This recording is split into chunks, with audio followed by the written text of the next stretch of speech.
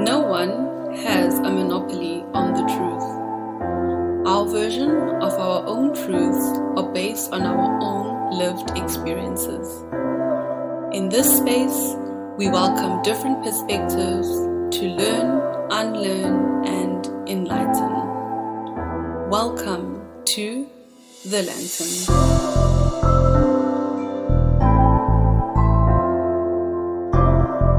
Hello, everybody, and welcome to another episode of the Lantern Podcast. On today's episode, I have Genevieve Farry with me, and I'm so excited to have her on. And I know what you're probably thinking, that we've coordinated our dress wear, which we actually have not. We jumped in the stream to see that we are wearing similar colors, which was obviously amazing and means that our energy was just synchronized for today. I do a new thing now on the podcast, Genevieve, where I actually let the guests introduce themselves because I just feel like they do themselves so much more justice.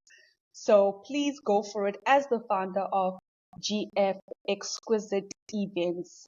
Genevieve, welcome to the Lantern Podcast. Thank you so much, Khanyi, and thank you to the Lantern Podcast and Seize the Light for having me. I love what you do, and I think it's incredible that you're putting mental well-being at the forefront, especially in the work field. It's all something we definitely need to be tapping in and applying in our lives. And thank you for the introduction. And for those of you who don't know, Khanyi and I have also known each other for a long time, so it's such a full circle moment to be here and inspired together. As Khanyi mentioned, my name is Genevieve Farry, and I'm the proud owner of my business, GF Exquisite Events. And as the name of the business says, we are exquisite. I think a lot of people will know us by our exquisite and mesmerizing aesthetic that we've been able to create in a short period of 3 years. We really are aiming to create a new landscape in the events industry and just bringing your event dreams to life. So that is just a bit about me and the business. And yeah. I love that. So let's unpack, why are you placing an emphasis on the word exquisite? What does that word mean to you, and how do you bring that word to life? I think it's it's so interesting because it's like, how do you define yourself in a market that can sometimes feel saturated? Well, you create your own category, and I think that is exactly what we did. Our own category is exquisite event planning. So there's luxury event planning, there's all kinds of event planning, and we do fall into luxury as well, but we've tried to create our own category. It's exquisite because we are a bit more premium and luxurious, and we use luxurious service providers as well as the aesthetic we're always striving to achieve. So whenever I look at an event that I'm planning, I always ask myself, have I done enough? Is it exquisite? I go back to the brand name. And if I feel that it isn't for some reason, I always then say what could ensure that we are living to our brand name. Because for me, if it's not exquisite, it isn't the brand, and we aren't being, authentic and delivering on our promise. So we always do, strive for that. And, as I said, it is in the name. We are exquisite. We really love to do things uniquely and just with our own GF touch, which we've coined, and a lot of people and guests and clientele that are part of our GF tribe, they'll know. They'll say that looked like your event, and it was. So we've been able to create an aesthetic that comes back to the brand name, which we're really proud of. You mentioned an interesting point about market saturation, and I wonder if you can talk a little bit more to that, because I think a lot of people do want to start things, but they sort of think, the market may be oversaturated. And I think that this is relevant for any industry, because I think even with people going into academia, like when they want to study law, they sometimes think, why should I study law? Because there's already so many lawyers. But I'll always say, if you feel that you have something unique to bring to that environment, you owe it to yourself to pursue it. So what was it for you that made you overcome that perceived obstacle of seeing, the luxury event space as a saturated market? I think it's such a valid point. It's really an important one, because even in my own category, that I've created for myself and my clientele. I sometimes feel she said, it's like can sometimes feel overwhelming, and how do we stand out? But I always go back to the point of that, God has provided for each person in this world and cycle, so there will always be enough for everyone. And I think that's brought me a lot of peace, and I really go by that a lot.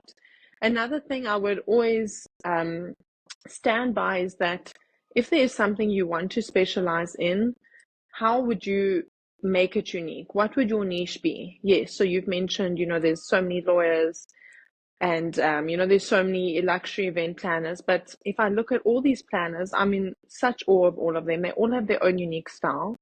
And as much as I'm inspired by them, I know I can't do it that way, and vice versa. And that doesn't bother me at all. So what I can say is that stand by, your brand, just be unique.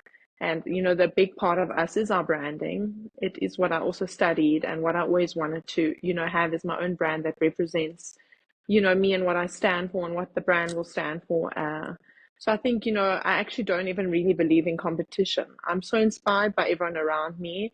And I think I learned a lot by starting my own business, that there are so many ways and styles of doing things that it can't actually exist. Learn from other people, be inspired by them, and just make your own spin on something. And I think that is how I've really thrived in that creating my own space for us in the market.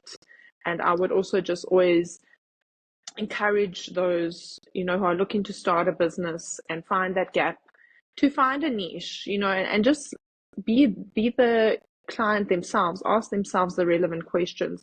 What are you actually looking at in the event space? What do you find that could be improved? And maybe that is just like the answer right there in the moment. Well, I would like better, flowers or something, and then that could be, your unique spin. So just a small little example. I love your answer.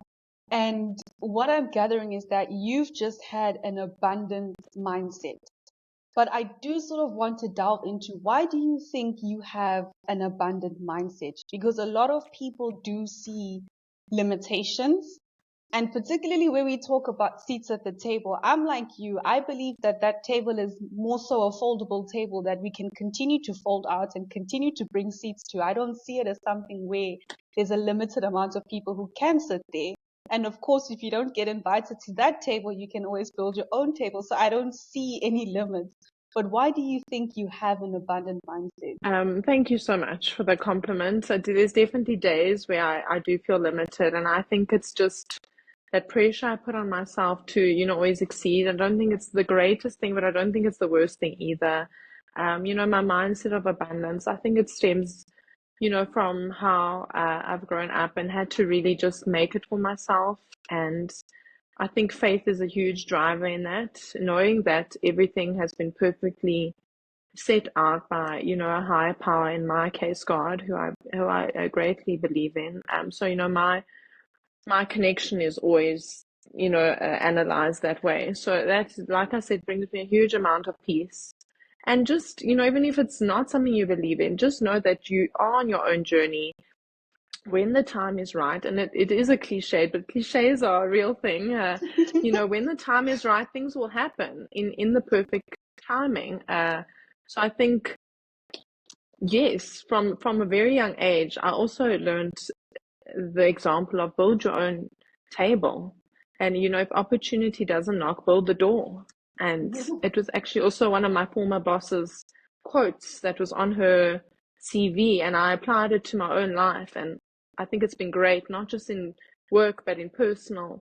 If you want something done, you've got to go out and do it. You've got to go out and network, whatever it is to get your foot in that door, and, be bold and be brave, because there is a place for you in this world. I love everything that you have said.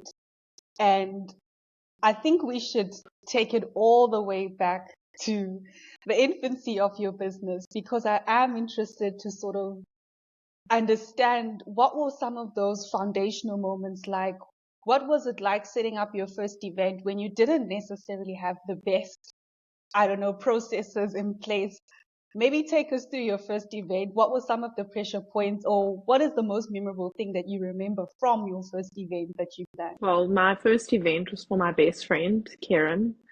So the pressure is definitely on. And, she always supports me and compliments me and encourages me. And I always say to her, I'll never forget you were my first client. So, we've grown to do so many beautiful brands and corporate events and clients and family and friends. And the fact that she believed in me before we even knew this would be a success was so encouraging. And I remember we did a Capri Italian theme for her sister, and it was very DIY. I mean, I cut greenery from my house. We had a very limited budget, and I've Yeah. become synonymous with the Italian themes. And I just remember buying a ton of lemons.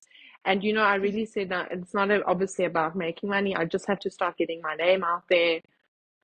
And we got the job done. It was beautiful in its own way. And we just look at the growth that we've been able to make since then. And yeah, I think it's just such a sweet moment we always share, because when she does say well done on the event, I said, well, I'll never forget where I started. And I really appreciate all my support systems and friends and family and brands who've believed in the business and in myself, because we are where we are today, because of them. And we hope to continue growing through their love and support. Amazing. And it's been amazing to obviously watch your brand grow. I mean, I don't necessarily want to name drop on the podcast, but I have seen your events with the likes of H&M. So I know that you are basically all the way up there. You have high-end clients, which is obviously amazing. But what would you say to somebody who is trying to maybe break into the industry, find the right clients, but sort of needs those initial trial runs, if that makes sense? What would be your advice to them? I think you have to go back to what you stand for. What is the brand going to be? Where am I going to really specialize in? And then as you progress, you start finding your feet and your niche. Because we definitely didn't start there, but we had a desire to work towards that kind of clientele. So I think it is, again, you've got to start small and achievable, but still have this big vision and goal in mind that you take baby steps to work towards, because it doesn't happen overnight. It takes a considerable amount of hard work and sacrifice, which I always stand by. I don't want to have easy work, because what lessons will I learn from that? I don't want the easy way. And some people do, and I just think, well, what lessons will you get from the easy way? And it actually just doesn't work like that. Life, if it was so easy, everyone would be doing it. So life just doesn't work like that. So from my own experience, but yeah, when the brief came through for H&M, it was definitely much more high level to what we had been doing. So we really had to kind of train for it. They wanted, pictures of every glass, knife and fork we were using, a detailed journey of the event experience. So I was so grateful to have that experience and training, which has, molded us to be able to then do other brands at that high level, and we know what to expect. So when we did other brands like Izumiyaki, just, soon after H&M, we were prepared. And it still took the hard work, but we had a bit of training in what to expect and the detail level of these high-end brands that are globally admired by and respected in the world. So I think it was a great learning curve. And you have to keep learning in life. You never can I never feel like I'm at my ceiling, and I need challenges to grow and be out of my comfort zone to say, like, wow, I didn't know that, and I learned something new today. Amazing. I mean, would you say that you were ever anxious or nervous, or do you get anxious or nervous? And if so, how are you managing those big feelings? Because I mean, if H&M knocked on my door and said, "Hey, I just love you to, organize this," I would probably first pass out, and then when I come back, No, definitely. There's a lot of anxiety involved, especially at this time of year. I'm really feeling it, and I haven't felt myself for like the past few weeks. It's been very, overwhelming time. We've been like really fully booked, we're pushing, and then I think, that's where the self, time is a bit neglected. And even if you do have it, it's quickly like kind of vanishes, because you've got to like go into the next event. So I would say more anxiety and like just trying to get everything done, but less anxiety thinking the job won't be good, because I do think we built ourselves to a place where we like work so hard and make sure everything is super organized that it will be, successful. I think it's more of like the pre-anxiousness of just having so much to do, not necessarily with a client like that. And I think when you know your work and you're confident, you always feel a bit more at ease, but definitely there should be a bit of nerve, so you are on your toes, and there needs to be that installment of a bit of fear. I always think it is like good to have a bit of that, so you are a bit like, you don't think this is guaranteed, and you make sure you put your best foot forward. So I think a bit of nerves is always good, to just keep that adrenaline going. But in the most kind of healthy way possible, if I can say Yeah, that. yeah. So, I mean, you briefly touched on it now where you were saying that when you get a bit busy, you're not sort of at that equilibrium, so you don't have as much time for your self-care. So you have so many moving parts, international brand pressure. You're obviously working with vendors, other stakeholders. How are you keeping yourself centered? What is it that you're doing on a daily basis to make sure that obviously under your leadership, everything is successful, but you are also prioritizing yourself? It's such an important topic, and I actually wanted to even post something like on Instagram. Just I'm thinking of everyone in the events industry and just everyone in general right now, because there's year-end fatigue. Everyone is, feeling like, it's the last 2 months, we need to push through it. And personally, for me, I love, being able to move my body, having like just time off my phone, being in nature. Those are things that bring me back to my center. Um, and sometimes I have to force myself, like, because it can even be after hours, and I have to just say, actually, there's nothing that can be done now.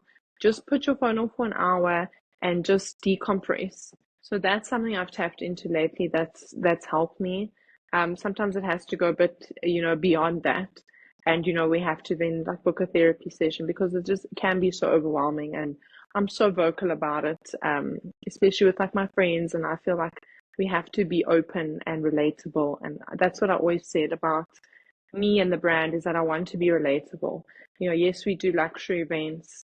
Yes, things look glamorous, but it's a lot of hard work, and it's a lot of self-sacrifice, especially in an industry where you are serving, people essentially, which we love. We really love to make others happy.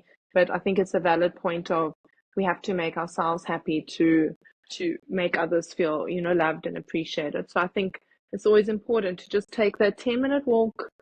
When you're feeling super stressed, do some breathing exercises, get some sunlight, light a candle. I do a lot of gratitude journaling as well. And I think that also just brings me back to, okay, wait, like, it isn't actually that stressful. Something's great happened today as well. So it's just like those reminders. The day gets so chaotic. So how do you just, bring yourself back to those moments of gratitude? So do you want to take us through maybe what are 3 things that you're grateful for at this point in time? What do the prompts look like that you're currently journaling about in your gratitude practice?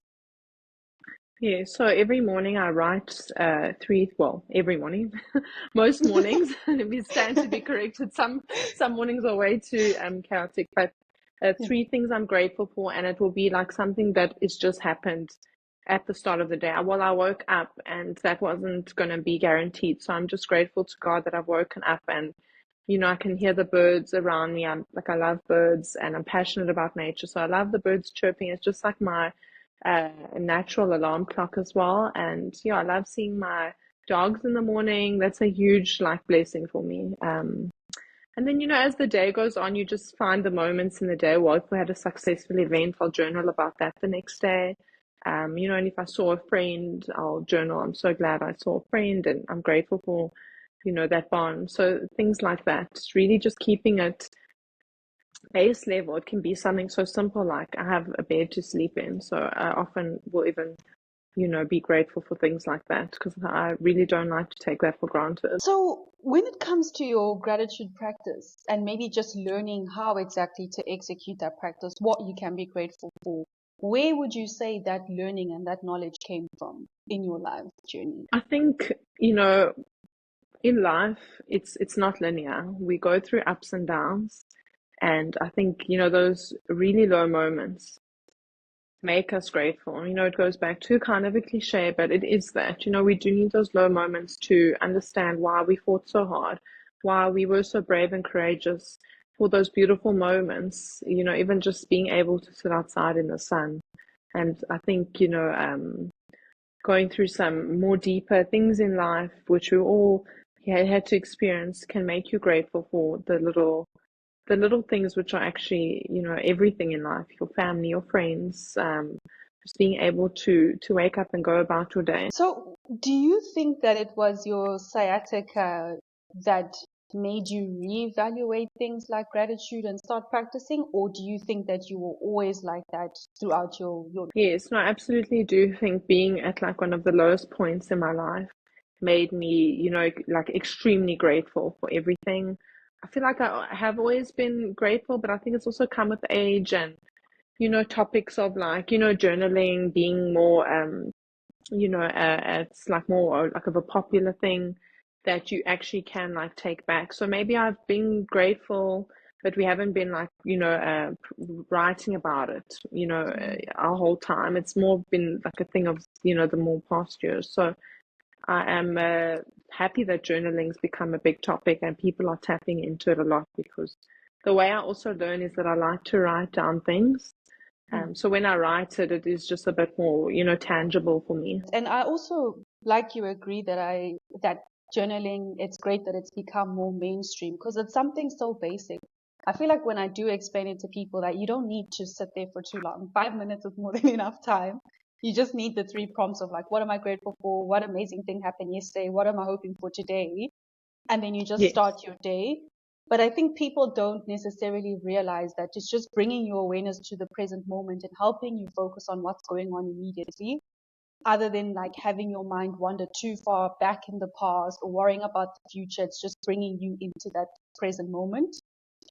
So, are you now ready to talk about your health condition? I just briefly mentioned it now, but I really do think that the viewers will benefit in obviously understanding your baptism by fire, your journey, actually how things started, why you actually set up the company. So, yeah, I think now is the perfect moment to get into that. No, thank you so much. And thank you for your insight. I think I didn't realize journaling brings me to that moment of awareness. So thank you, so much for that insight on the journaling. As you are aware of, I have been through a chronic pain experience in my life, which is sciatica. It is the longest nerve in your body that runs all the way down your back through, your leg to your foot. Um, and it's something that just came overnight in my life, that I wasn't not expecting, that I didn't even know what it was I was experiencing for actually 2 months, which Mm. doesn't sound like long, but when you're in pain every second of every minute of every hour of every day, it's Yeah. completely debilitating. And I was working with my previous company at the time, and I was just working through it because, I'm a tenacious woman and I don't like to give up. And I just thought, well, look, it progressively got worse as well. Yeah. It's got like more painful. And we went for various consults with doctors, because I had a knee injury earlier on in the year, a torn meniscus, which I had recovered beautifully from, and I had put a lot of time and effort into that recovery. So to then be kind of like knocked again with another physical, temporary disability was just so discouraging. And as much as the knee operation and rehabilitation was also extremely hard journey, sciatica was just the worst thing I've ever had to experience in my life. And when speaking about it now, it's such a moment, because I actually thought I'd never get to a point where I'm actually going to live. It was so debilitating that I thought the quality of life is not like worth living. Like you can't live like this. So it was so like so traumatizing mentally. It was very hard to keep a positive mindset. I was like at my like darkest time because the pain wasn't going away. And I think that's when I decided like this is actually serious. Like this is not the flu and it's going away in a week or two. This is some other kind of feeling that I'm not used to and it's out of my control. We need like serious help now. And that's when I moved to Mhlanga to be at the coast and really focus on getting better and just like pinpointing what was wrong with me. So we were able to find an amazing physiotherapist in Mhlanga that I would visit weekly, and I was just like, I felt like I was like in the army, like I'm taking on this challenge. I'm gonna get better. It was like waking up for boot camp every day, and I didn't have to do a lot of physical stuff, just light exercises, but it was mainly the needling that I was being treated with on that nerve because it was inflamed. And because it is a nerve, it's not something that just goes away very easily. It takes time. The nerve can take up to a year to fully heal. So there was times where I was also discouraged during the healing where I felt better. And then, oh no, the pain came back and it was just like, wow, I've moved away from home. I've put so much time, effort, like my last bit of money into this recovery. And like I'm banking on just like my physio, my dedication, God to really heal me. And after 2 months, I had to come back home and I had resigned from my previous job in that time because I just still wasn't fully recovered and I didn't want to think I was able to do things again at like a full pace. So I just took my recovery very slow and eventually that nerve just like calmed down, but it took a lot of time and effort. And even now I get flare-ups and especially when it's cold, the nerve gets inflamed. But I call it like emergency needling. I book the appointment there and then, and I go straight away. Doesn't matter what's happening that day, I go for my needling, and it just eases and calms that nerve down. So I've learned to manage it and make it my friend. That's what I've said. You've got to make these things your friends in life, so you know how to handle your friendship groups and different friends. So this is how I've kind of like treated the sciatica because I think it is something I will live with forever and I've made peace with that. But it's just like, how can I deal with it? How can I make it not so post-traumatic when I feel that pain again? Because immediately it's like, I'm going back to that stage of being in chronic pain all the time. And I just remind myself, go for your needling, get it under control. And, then I do feel quite better after that. It is, so, you've said so much, and I just Yes. think it's so admirable that you have come back so much stronger from that experience. I do sort of want to talk about workplace wellness because you mentioned that you took a step back from that job. Was that due to you having to take time out to deal with your condition, or was that now you already in a mindset of I want to do something different? Or was it because you thought I'm not actually going to be here, so it might not matter? It took a lot for me to even take sick leave because I like never want to disappoint myself or anyone around me, and I'm very committed and loyal. It was purely like that I was just in so much pain. From a little girl, I've always wanted to have my own thing. So when and where was just something that had to be answered in its own timing. So no, that was not planned, but eventually you also have to start somewhere because you have to now like live your dream, you owe it to yourself. And B, you have to make an income. I had no money. I had spent it all on my recovery and it was time to just live my dream and obviously just, be able to support myself, and my family again. So, after a few months, I was able then, like I said, to start with like my friends approaching them and them just giving me like small opportunities. That is really how it started. And then, we got an inquiry for one of our big corporate jobs and it was just like, wow, we like a few months in and then, the ball just kept rolling. So it really was the case of starting small, taking that leap of faith, even at my lowest low, because, I was still physically impaired. I'd be on like painkillers at my events just to like get through because that pain had still not worn off. I mean, it's taken maybe like a year and a half to just be like at some kind of plateau. And yes, still have flare-ups. So I think you can't have that kind of commitment when you're going through such pain, but you can definitely like still have that dream alive in your heart. And when you like at a point where I was, where you feel a bit more healed and stronger to then, bounce back slowly, slowly. I love that. And, I'm placing emphasis on that particular moment because I feel that a lot of people in certain work settings feel like you, right? They don't want to let people down, but they may not necessarily be well enough to actually be doing the job. And I think many people see sickness as a sign of vulnerability. They see it as a sign of weakness. So people are scared to take sick leave. I mean, in the law fraternity or legal fraternity, excuse me, it's actually a badge of honor if you haven't taken any of your annual leave or if you haven't taken sick leave, which to me is crazy, right?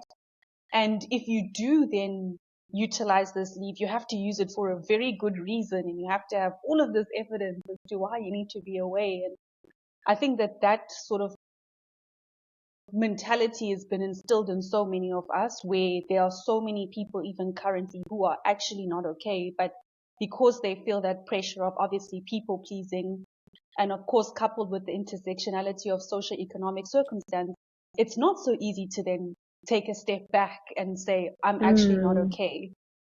So yes. that's another reason why I try and sort of conscientize people to that of we have to understand that we may not necessarily be well. People are carrying on, but it doesn't mean that they're okay. Mm, That's why it's so mm. important for us to move from a place of kindness because we never know. People are on their last straw, but as I said, there's many variety of factors and reasons why people will have to continue to show up in those spaces. And it's so important what you said. I felt so weak.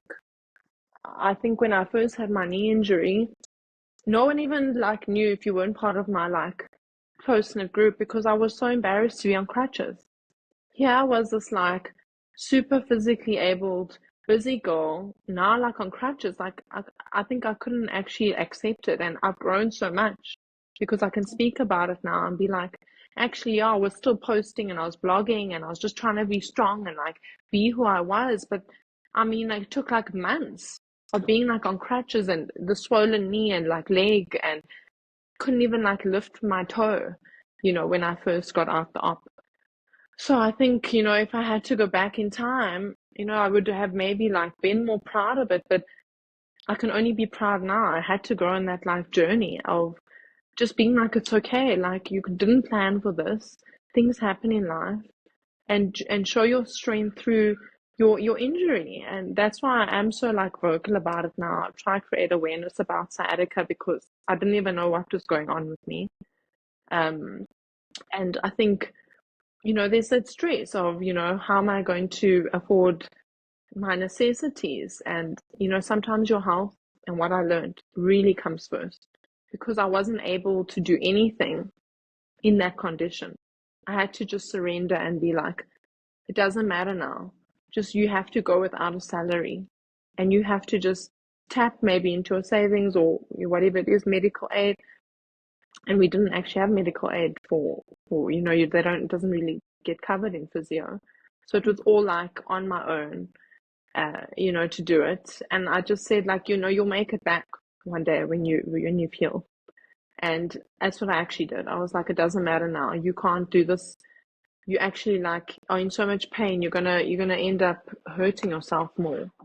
I had to have a very like honest conversation with myself. And like you said, like we can be full of kindness and loyalty or whatever it is, but at the end of the day, like if you aren't okay, you have to push the brakes. You have to get okay so that you can come back better and owe yourself, the due diligence that you deserve. You've said a whole bunch of reflective things that I wonder what it is from a societal standpoint, why we don't want to show those moments, right? Because it's interesting that you said that when you were on the crutches, you didn't show. And I think I didn't even see it up until maybe after a long time, maybe once you were comfortable to actually show everybody Mm. that this is your condition. But I don't know, was that so much coming from a perspective of you're a young person and this is your situation, or because you were so used to showing up as this like beautiful, strong girl, and now you felt these crutches make you look weak? Yeah, I think it was definitely like the feeling of that. It was definitely like, I'm an active on the go person and I love being on the go. And now it's like, that's kind of like gets taken away, temporarily. And at the time, I just like couldn't cope with that. I I didn't have like any trauma counseling, to tap into. Maybe I didn't even feel comfortable to explore it. And only after like that knee injury, I actually got some like post-traumatic injury counseling because I felt like every time I was going to bend my knee, it was going to like tear again. So I had to go for trauma counseling for that, because post-injury trauma is a real thing. I mean, even now I still have it, but I am definitely feeling stronger about it. So yeah, no, it was a whole journey, and it just shows how time also allows you to grow and be more proud and confident in who you are. And I can say now that I'm like, I was proud of myself then, but you just keep growing in life. And I'm so proud that I can be here now and hopefully even inspire one person and just be like, it's okay that you're not feeling great, or you're on crutches, or you've had this replacement, or I think society has also grown in that. We are like going through a big shift that being vulnerable it's cool now. Like, let's show up. Let's say like we have depression. So Yeah. I think there was a huge shift. And I mean, that was three years ago. So I think between then and now, it's changed a lot. Like, there's so much more conversations that are happening about like, I'm not feeling great today, what's really going on. Whereas I feel like that wasn't happening then. So I think there's been such a beautiful growth in the communities and society we are part of. Slowly, but I definitely think, mental health has become a lot more of a open topic now, instead of, taboo. And, oh, she goes for therapy, or, he's depressed. Like, just own it, rock it, like, make it cool and make it your friend. Like I said, I think that would be my best advice on how to tackle those kind of situations. Love that. And I definitely agree with you in, mental health becoming more mainstream. But I think for me, I think we just didn't have the right language for it, because the dichotomy between a mental illness and mental health, I feel like people still don't necessarily understand that it's a spectrum, right? There is actually mentally ill people that will then get committed and obviously get the help of professionals. But then there's everyday mental health stresses, your anxiety, your stress, your depression, that I think that studies have shown that 70% of society has these. Everyone actually has an underlying condition. And, with people that I educate, I explain to them that these things don't just start when you get to work. It's school. You can't be going to a place every single day and you're concerned about getting the best marks and think that you don't have anxiety. You actually do. Because when you don't Hmm. get the academic mark that you're looking for, don't you get depressed? You do. So all that happens is that you experience something later on that exacerbates an already underlying feeling. But because people are really bad at talking about their feelings or acknowledging or tracing back, they will think it started at a specific point in time, whereas that's not necessarily true. It's just that we have the language now and we've understood things like intergenerational trauma, where we're understanding that we're even carrying our parents' trauma and our grandparents' trauma. So definitely we need to have more open conversations about it. But I'm just glad that we have palatable language and people aren't thinking, oh, I'm going to get committed if I say something, and we obviously at Seize the Light are committed to making it cool to take care of your mental health, because I think that does contribute a lot to it. When I say that I do breathwork and people will get surprised, but it's me also showing people like, I actually do take care of my mental health. And I mean, I'm sure you will remember when I started showing my yoga, that was me taking care of my mental health because I was isolated. I was in Sydney. That's all I could do. But I also didn't realize in hindsight, by me showing people that this is how I'm dealing with my situation, that inspired people then. But then I obviously wouldn't have anticipated that now I'd be doing what I'm doing and inspire even more people that it is okay not to be okay, but there are ways to cope. And I love what you mentioned about, money is a big factor, because that's something I'm also working towards, because I don't think that your socioeconomic status should determine how much care you get. But unfortunately, so many people are in that situation where they may Mm, not necessarily be able to afford therapy, but that shouldn't mean that they're not well. Some people can't afford to go to the best yoga studios, but that doesn't mean that they shouldn't have access to these remedies, breathing and meditation. And journaling. These are things that are so accessible, but because again, we're being mm, sold wellness, people assume that for me to be well, I need a therapist, I need this, I need that. I don't have the budget for it, so I'm not well. Whereas I'm like, no, mm. nature is free, breathing is free. You start small, start with what you have, you know? Exactly. Yeah, no, I think it's so valid, and please, God willing, it does become more accessible because therapy is not, an easy, cheap exercise. A, some people just mentally don't feel like they're ready to, I don't know, tap into it. And B, it's definitely a monetary thing. I mean, even like I'm like, wow, it's like it takes its toll on my bank account. But at the end of the day, like you have to weigh up your happiness. Like if this is going to help me, I have to do it. And if you can try just start somewhere or get some free kind of like help for now. But like you said, like going for walks, listening to a podcast, meditating, breathing, which is something I really want to tap into more because I do feel like it just slows the nervous system down. And when I went through that post injury um, trauma counseling, they taught me a lot of breathing exercises, which helped me a great deal. I think it's just about like reinforcing it. And there's days where I can't even cope. And I'm not like afraid to say that. Like life is so hectic. And then, still have a business, still have your own personal issues you go through and show up. It's definitely taken a toll on me. And, I have such a great support system, which I'm eternally grateful for. And all my clients and events, I love doing what I do. So I think, it's like you said, you owe it to yourself. And then, it just like it's like a domino effect. Everyone benefits from it around you. So, you tapping into your yoga with such like, I'm taking care of me. I love me and I have to love me first for everyone then to, receive me well. And sometimes you just can't feel love because you're not pouring into you. So I think it's a great message of you just saying, yoga's like my treats, and I'm gonna like pour that into myself. And some people like to go and get a little freezer or go for a walk. Everyone's got their little own love language, and I think that's so beautiful hearing about what everyone kind of romanticizes in their daily life that just gives them that like bit of hope and their little bit of a booster they need in the day. Thank you. And thank you for sharing also your perspectives on this mental health topic. I think that I always say you have 99 problems until you have a health problem, because I really do think people will take for granted their health. It's the easiest thing, right? Because we all wake up, we're all able-bodied, we're young, relatively. I'm going to say that for us.